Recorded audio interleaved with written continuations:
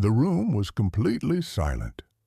23 German soldiers sat on wooden benches, backs straight despite their exhaustion, all watching the door. They had been told food was coming. Experience had taught them what that usually meant. Thin soup and hard bread, and if you were fortunate, a single potato. They had learned not to expect anything more. Then the door opened, and what walked in changed everything they thought they understood about being a prisoner of war. War teaches you to expect the worst. It rewires how the mind works, reshapes what you believe people are capable of doing to each other. By the spring of 1945, every German soldier had a clear understanding of what capture meant, absorbed through stories passed between units, through reports that filtered back through military channels, through the accumulated testimony of men who had survived what others had not. If the Soviets captured you, it usually meant death, often a slow one. If the Americans captured you, it depended entirely on circumstances. Who caught you? Where? Under what conditions?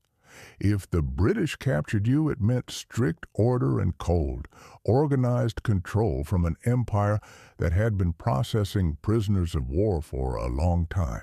But being captured by the Canadians was different. It didn't fit any of the established patterns.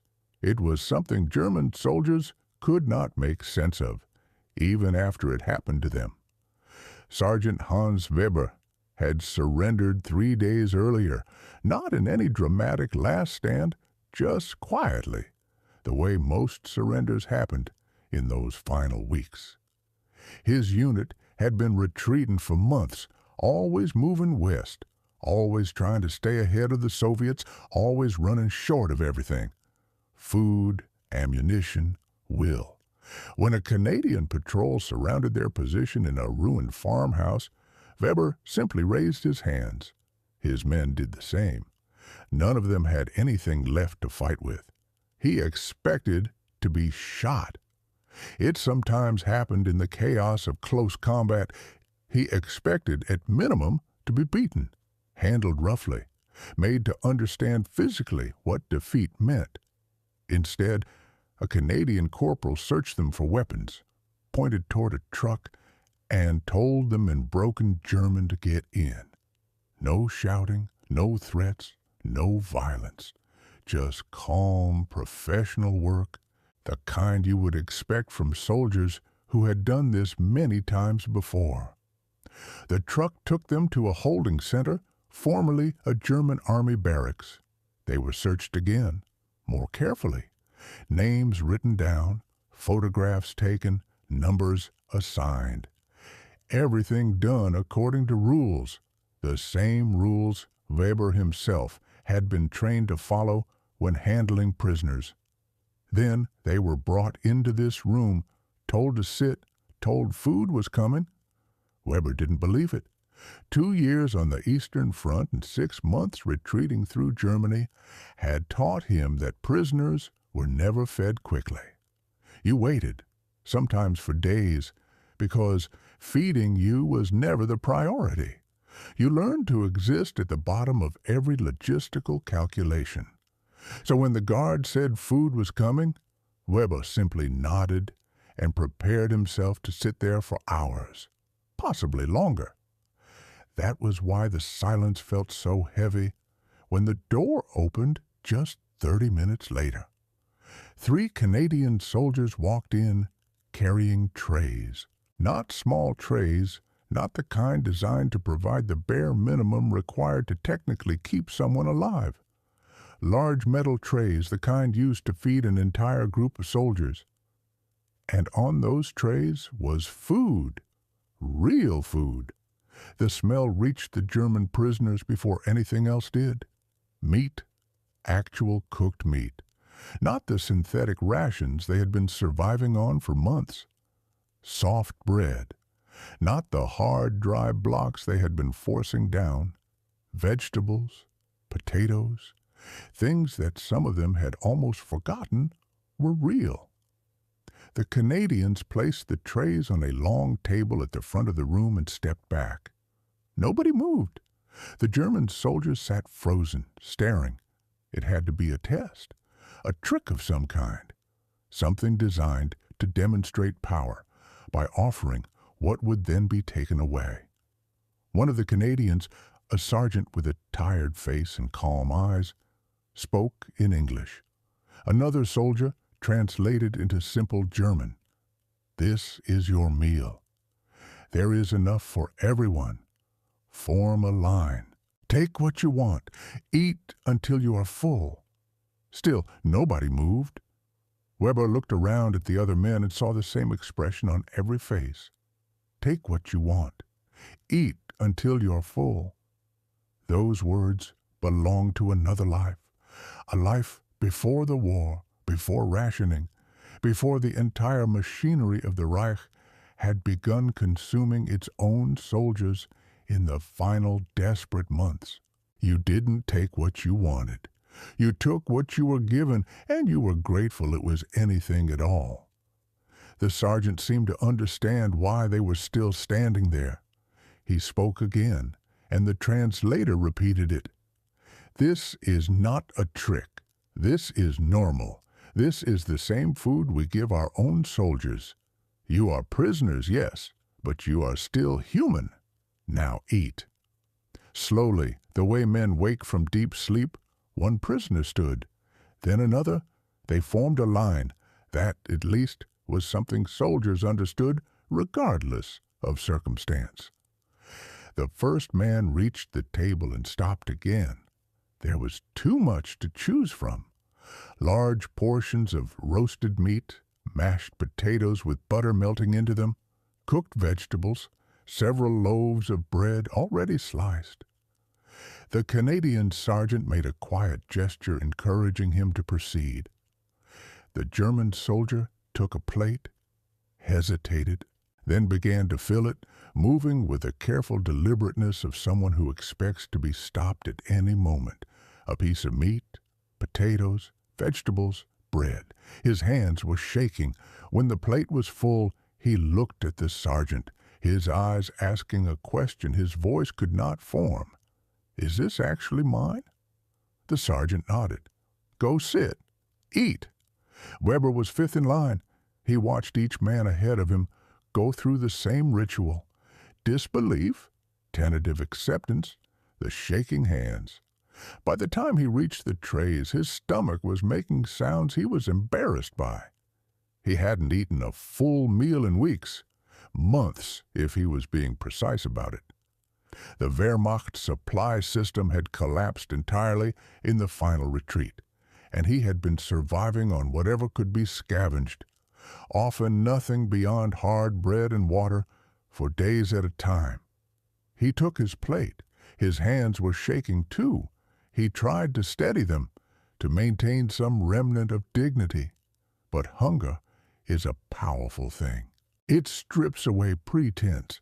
He put meat on his plate, a portion larger than anything he had seen in a year, added potatoes, added vegetables, stopped himself from taking too much because some instinct still operating on scarcity logic kept telling him to leave enough for others, even though there was clearly more than enough for everyone. He sat down, looked at his plate, looked around the room at the other men, all sitting now, all staring at their food with the same expression of incomprehension. Then someone started eating, and that broke it. The room filled with sounds Weber had almost forgotten. The clink of forks on plates, the quiet sounds of chewing, the occasional involuntary noise of genuine satisfaction that comes when a starving man encounters real food. He cut a piece of meat and put it in his mouth. It was seasoned, actually seasoned with salt and herbs and care. It was tender. He chewed slowly, trying to make it last, trying to process the fact that this was real and happening. Halfway through the meal, Weber started crying. He couldn't stop it. The tears came quietly rolling down his face as he continued to eat. He was not alone. Around the room, other men were crying too, not breaking down, not making any sound, just silent tears running down dirty faces as they ate the first real meal any of them had experienced in longer than they could clearly remember. Tears of relief, tears of confusion, tears of gratitude they did not know how to direct at the men who had just defeated them. The Canadian soldiers watched all of this without comment. They didn't mock. They didn't make anything of it. They maintained a respectful distance, watched to make sure there was enough food, ready to bring more if needed. When the first man finished his plate and looked uncertainly toward the trays where food remained, the sergeant spoke again. "If you're still hungry, there's more. Plenty for everyone." The man went back. Others followed. Some ate second plates. One young soldier, who looked barely old enough to have been conscripted, ate 3 full portions, his body trying to compensate for months of slow starvation. The Canadians didn't stop him. They brought out more food to make sure the supply held. After everyone had eaten, after the plates were cleared and the room had settled into the particular quiet that comes only when genuine hunger has been satisfied, the sergeant spoke one final time. "Tomorrow, you'll be moved to a permanent camp. The food there will be the same as what you ate today. 3 meals a day, full portions. This is how we operate. This is what you can expect." Weber didn't sleep that night. None of them did. They talked instead, working through what had happened, trying to fit it into any framework they had for how the world operated. They had been fed. Actually fed. Not given starvation rations calculated to keep them technically functional. The same food, the same portions, as Canadian soldiers ate.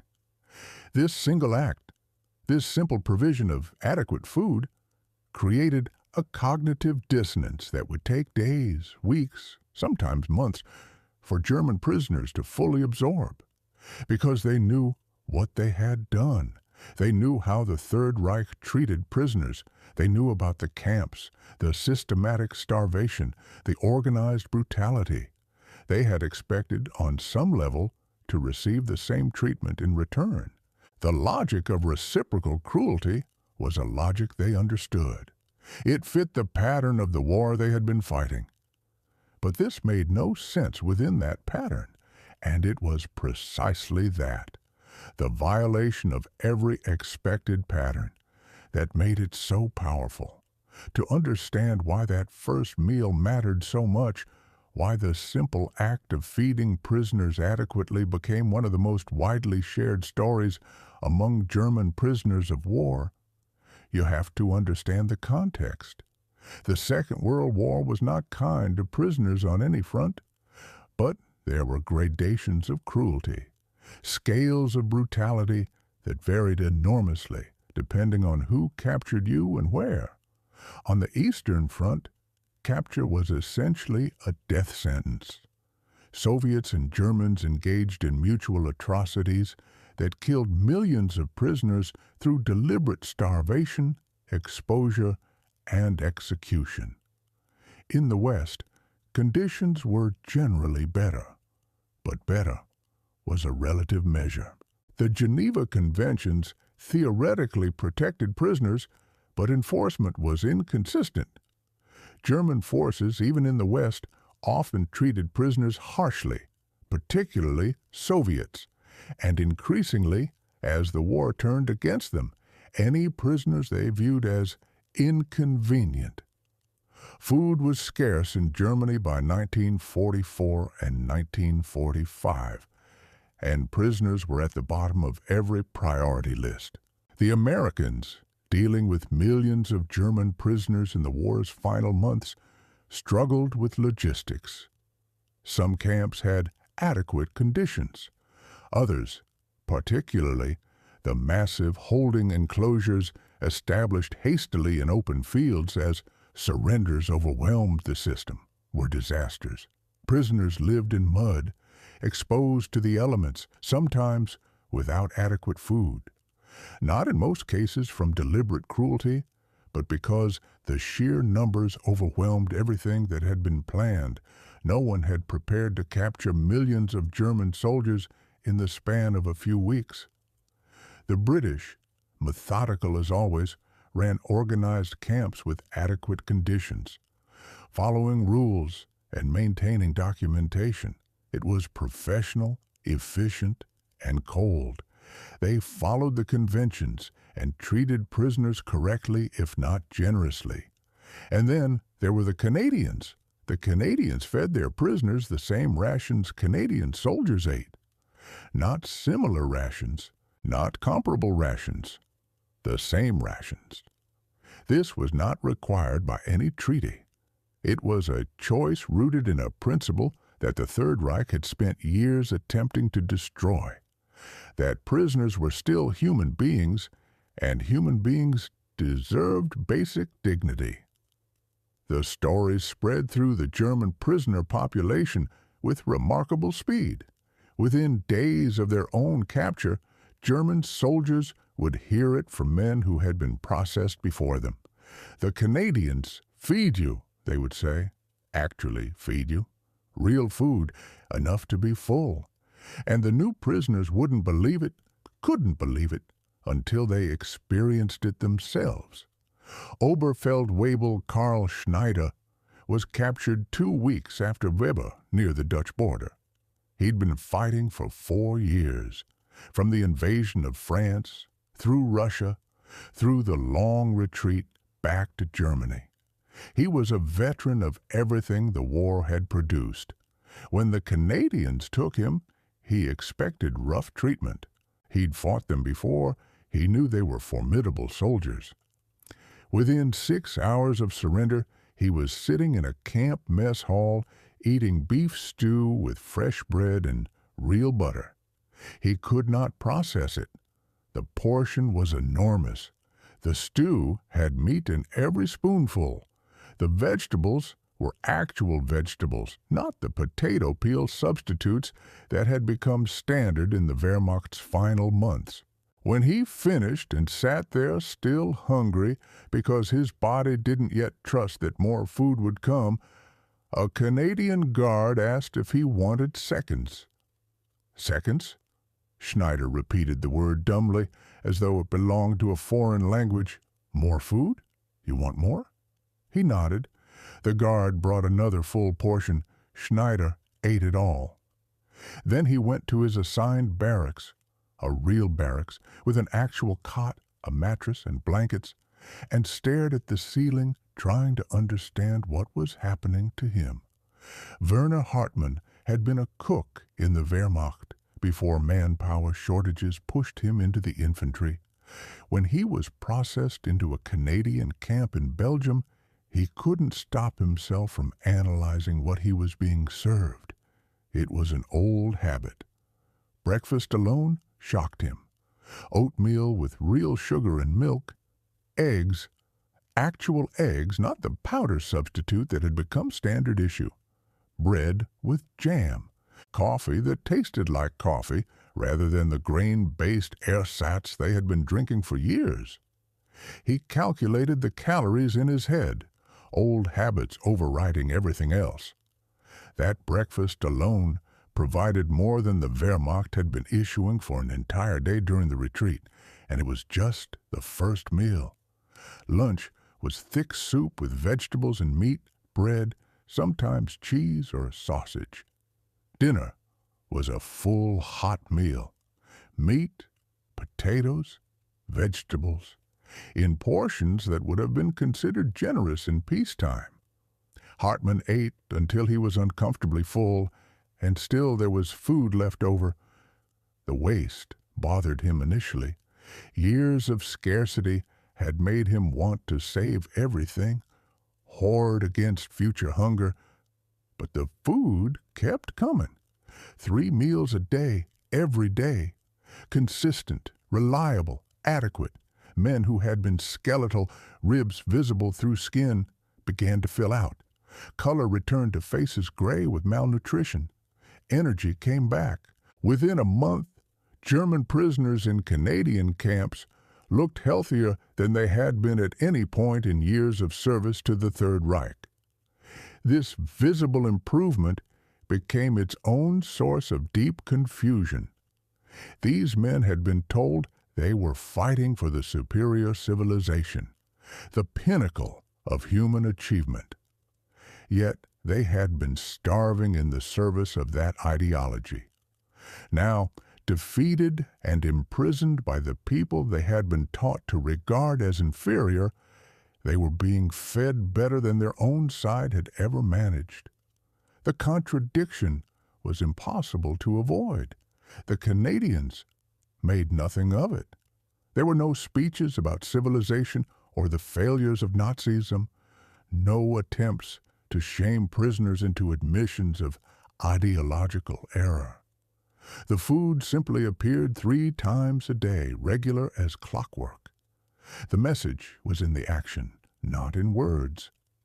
This is how we treat people. This is what we believe humans deserve, even you, even after everything. Some prisoners looked for explanations that fit what they already believed. Maybe it was propaganda, staged for newspaper photographs. Maybe it was temporary, a trick before conditions worsened. Maybe it was weakness, proof that the Canadians were soft in ways that would eventually cost them. These rationalizations helped some men cope with the uncomfortable reality that their enemies were behaving more humanely than their own government had. But for most, especially as time passed and the food kept coming, the truth became impossible to argue away. They were being treated well, not because they had earned it or deserved it, but because the Canadians believed that basic human dignity was not something you had to earn. It was something you had by virtue of being alive. Private Johann Becker was 19 years old when he was captured. He had been through the Hitler Youth, fully indoctrinated, genuinely committed. He had believed everything he had been taught. The superiority of the German people, the degeneracy of democracy, the necessity of total war. When he surrendered, he was defiant, expecting to be killed, almost preferring it. Death in combat seemed more bearable than the humiliation of survival on the enemy's terms. Instead, he was fed. That first meal broke something in him he could not immediately name. He sat in the mess hall surrounded by other prisoners, eating food that was better than anything he had eaten in the Hitler Youth camps, better than Wehrmacht rations, and he could not maintain the defiance. You cannot sustain ideological hatred toward someone who is feeding you when you are starving. The indoctrination began to crack. Over the following weeks, as the meals continued and his body recovered from months of malnutrition, and as he was treated with basic respect by guards who could have justified contempt, Becker began to question things he had never questioned. If the Canadians were supposed to be weak and degenerate, why were they feeding him better than the supposedly superior civilization had managed? If Nazi Germany represented the pinnacle of human achievement, why had it failed to feed its own soldiers? The food became a wedge, prying open a mind that propaganda had worked for years to seal. It created space for doubt, and doubt was the beginning of everything. The Canadian approach to prisoner treatment was not limited to food, though food was the most immediate and visceral expression of it. The entire system was built on a single, consistent principle: maintaining human dignity while ensuring security. Prisoners were housed in proper barracks, not open fields. They received adequate clothing, medical care, and hygiene facilities. They were organized into work details that followed Geneva Convention guidelines, non-military labor under safe conditions. They received mail when the supply chains permitted. They had access to recreation and reading material. They were treated, in short, like human beings who happened to be imprisoned rather than enemies whose suffering was either desired or irrelevant. This was a philosophical position, a deliberate choice that reflected Canadian values, but it was also pragmatic in ways that mattered operationally. Well-fed, properly housed prisoners were easier to manage. They attempted to escape less frequently. They cooperated with camp administration, and they spread word among other German soldiers that Canadian captivity meant adequate treatment, which in the final months of the war gave many units a reason to surrender rather than fight desperate last stands. German soldiers would literally maneuver west, trying to reach Canadian or American lines before being overrun from the east. The reputation of Canadian prisoner of war camps saved lives on both sides. The statistics were clear. Canadian camps recorded among the lowest prisoner death rates of any Allied facilities. Disease was minimal due to adequate nutrition and medical care. Escape attempts were rare.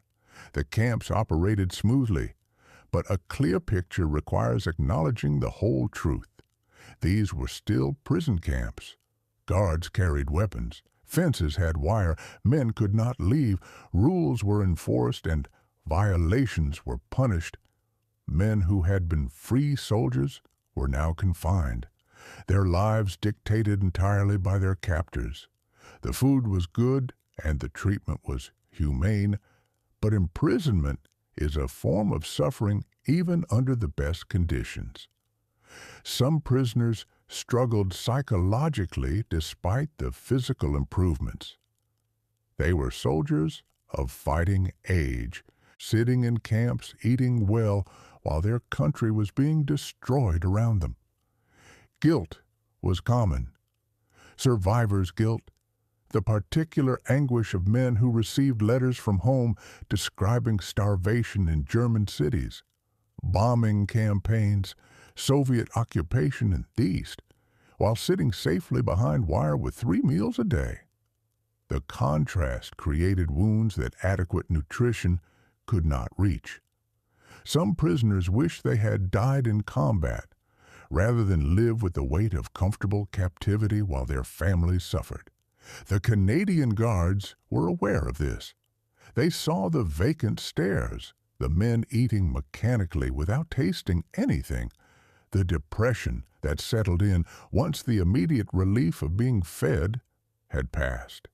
They made efforts within the constraints of their role, chaplains, work details to provide purpose, educational programs for those who wanted them.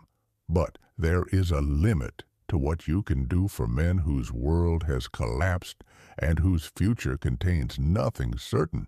The end of the war in May 1945 brought new complications. Germany had surrendered, the Third Reich was gone. But the prisoners remained in their camps because Germany was occupied and shattered, and there was nowhere to send millions of former enemy soldiers who each needed to be screened, processed, and categorized before they could be repatriated. And then something quietly significant happened. With the war over, the original strategic rationale for humane treatment, encouraging surrender, was gone. The Canadians could have reduced rations, cut back on quality, saved resources. Food was still scarce across Europe. Rationing continued everywhere.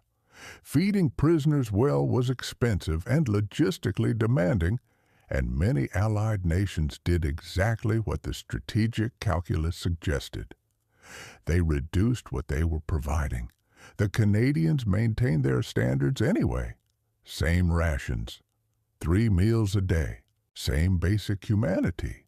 now with the war over and no military advantage to be gained from it, because it had never truly been about strategic advantage.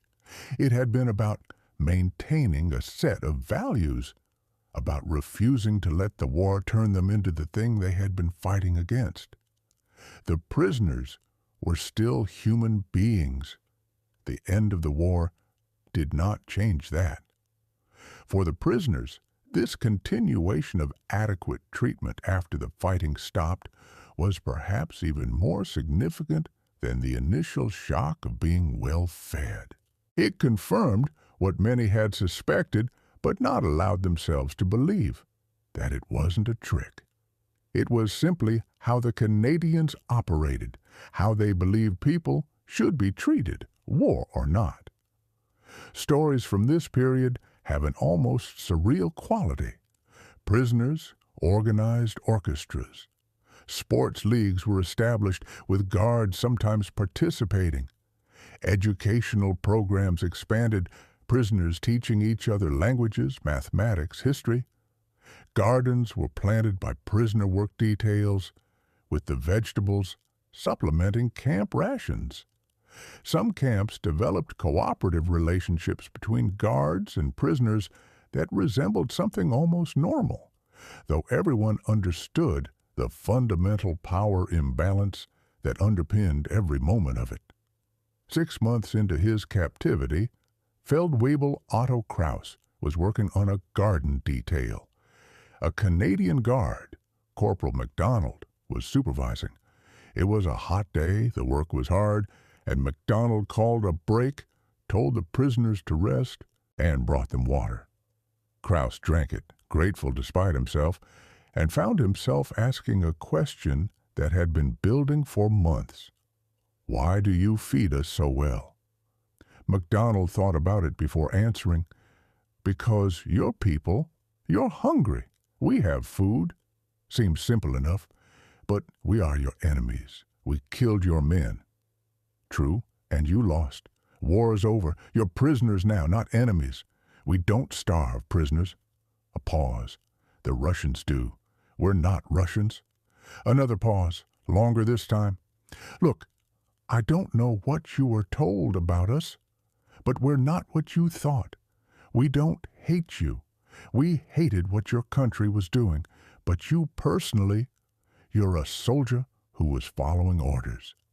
Now, you're a prisoner following different orders. That doesn't make you subhuman, just makes you human in different circumstances. Kraus carried that conversation for the rest of his life. It was the first time anyone had articulated, plainly and without ceremony, the principle behind everything he had experienced in the camps. Not superiority, not weakness, not propaganda. Just simple humanity extended across lines of conflict by men who had decided that being at war did not mean abandoning the values they were fighting to protect. Kraus had entered the camps as a committed Nazi, party member since the early 30s, a true believer in everything the Reich had taught. The ideology didn't dissolve overnight. It never fully dissolved. But MacDonald's few sentences opened a door, and through that door came questions. The questions, once started, were difficult to stop. The food, in this context, was more than nutrition. Every meal was a message. Every portion was a statement. Every consistent delivery was proof. Your ideology's claims about human hierarchy were wrong. We reject them. Our values are not conditional on convenience. The prisoners were receiving that message 3 times a day, and they could not avoid it. The long-term effects are difficult to measure precisely, but appear to have been genuine. When prisoners were finally repatriated, some years after the war's end, they carried these experiences back to a Germany struggling with collective guilt and denial. They told stories. They described the camps.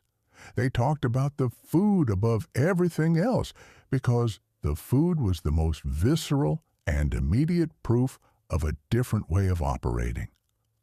The stories raised uncomfortable questions in a society that needed uncomfortable questions. If the enemy could feed prisoners adequately, why couldn't Germany feed its own troops?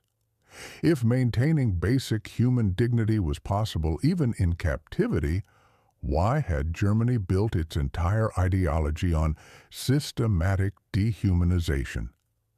These questions didn't have comfortable answers, but asking them was necessary for the kind of reckoning Germany needed to conduct about what it had been and what it had done. The Canadian prisoner of war camps, through the simple act of providing adequate food to hungry men, contributed to that reckoning. They provided living proof that alternatives existed, that treating people humanely was not weakness, that civilized values could survive even total war if the people carrying those values chose to maintain them. Germany had started the war partly to demonstrate that its ideology was stronger than democratic softness. It had lost to those same soft democracies.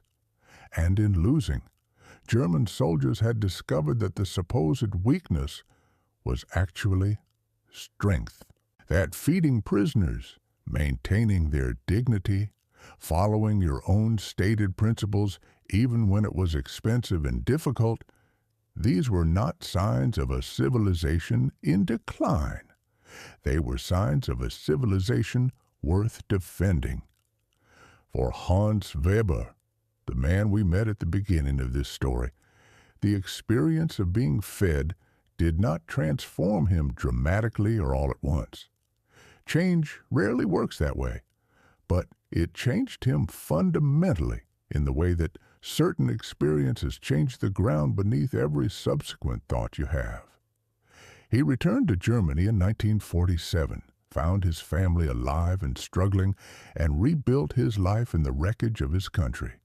He rarely talked about his service in the Wehrmacht, but he talked about the camps, about the Canadian corporal who had accepted his surrender without violence, about the first meal that had made him cry in front of strangers, about the consistent, reliable, daily proof that being a prisoner of certain people meant something different from what he had expected.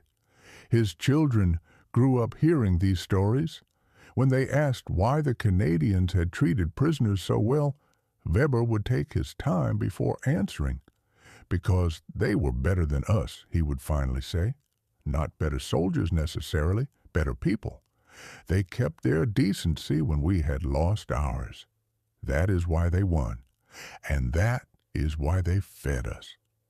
The food itself was ordinary, meat and potatoes and bread and vegetables. Nothing exotic, nothing designed to impress, just adequate nutrition, consistently provided 3 times a day for as long as the men were in Canadian custody. But in context, it was extraordinary. It was the difference between being treated as subhuman and being treated as human, between being punished for your country's crimes and being held accountable while your dignity remained intact, between revenge and justice.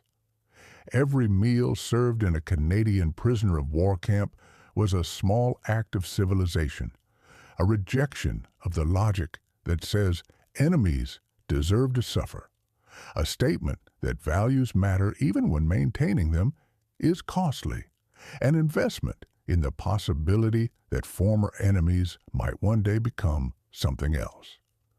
The Canadian soldiers who served those meals, who maintained those standards, who chose consistency over cruelty when cruelty would have been easy, they were not celebrated for this work. There were no medals for adequate food service, no commendations for treating prisoners like human beings. It was routine, bureaucratic, unglamorous work. But it mattered. Every meal served was proof that the war had not destroyed all decency. Every prisoner who was treated with basic respect was evidence that the values worth fighting for could survive the fighting.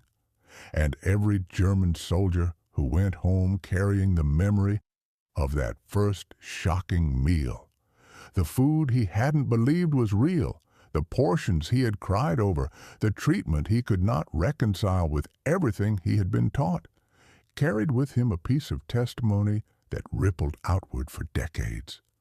They maintained their humanity, he might tell his grandchildren decades later, even then, even toward us. That was the other victory, quieter than any battle, won without a single weapon, sustained not through force, but through daily choice. That was what Canada did with food,